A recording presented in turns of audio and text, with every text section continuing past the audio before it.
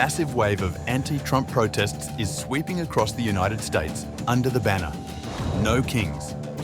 Billed by organisers as the largest single-day protest in American history, rallies are planned in over 2,500 locations nationwide, including Washington, D.C., New York, Chicago, San Francisco, and smaller towns across all 50 states.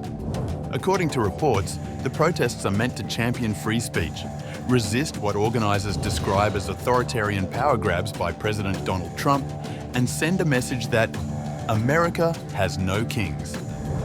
Protesters are being urged to wear yellow and assemble peacefully in defiance of policies ranging from immigration enforcement to the use of federal forces in US cities. But what has now drawn sharp political scrutiny is the source of some of the protest funding. Senator Ted Cruz is pointing the finger at liberal billionaire George Soros and his foundation.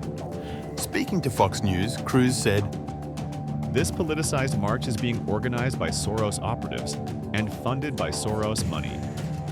No one denies these basic facts. The Trump administration and the Republican Congress are committed to countering this network of left-wing violence." Cruz warned that the protests could escalate into riots and renewed calls for passage of his Stop Funders Act, a bill introduced in July that would authorize the Department of Justice to bring RICO charges against those funding violent or extremist demonstrations. According to Fox News, the Open Society Foundation, founded by George Soros and now chaired by his son Alex Soros, has funneled over $7.6 million into Indivisible, the progressive group managing the protests' data and communications. That includes a $3 million two-year grant issued in 2023 through the Open Society Action Fund, listed on the Foundation's official website as supporting social welfare activities. Fox News also reported that Indivisible previously received a $350,000 grant from Tides Advocacy, an organization connected to the Tides Foundation, which has been accused by critics of supporting anti-Israel campus protests. The Indivisible website outlines the movement's goals clearly. On October 18th, millions of us are rising again to show the world. America has no kings, and the power belongs to the people.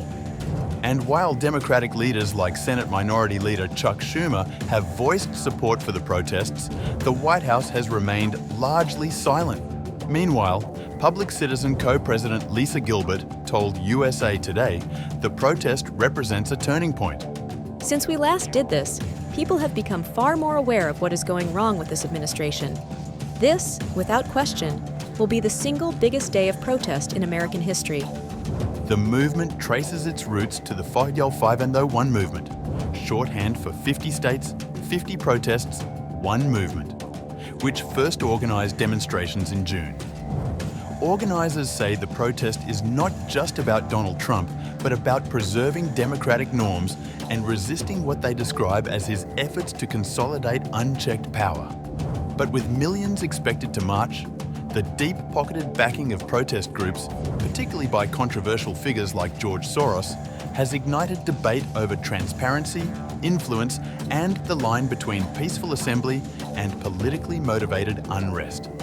With new development unfolding, the October 18th No Kings protest could well become a historic day of civic action, or a flashpoint in the ongoing political war over the future of American democracy.